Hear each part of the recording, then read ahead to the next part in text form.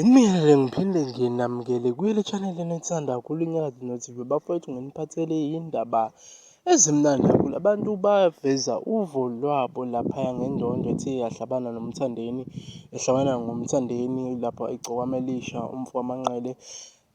Bafowethu uthole indondo enkulu.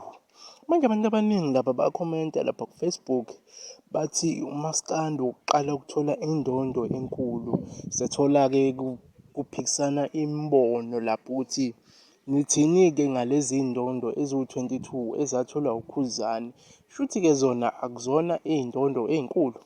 Kodwa-ke bafowethu ake nathi siyithathe le trend siyifake la kwiNyakadineo TV. Bafowethu ningene kuma-comment section nisho ukuthi yiphi indondo enkulu, kodwa nani niyabona cha, othi ngingathathi isayidi. Hlani lapha ama-comment section, abantu abaningi bayibuza lapha, bayangibhalela lapha ku-WhatsApp babuze kanti yiphi indondo enkulu le ewinwe uMthandeni nalezi ezisawinwe uKhuzani Mfompongose. Hlalani lapha kuma-comment section, mina nawe ahlangane. Siyabonga, ungakhohlwa ukusubscribe. Ngiyibongela. I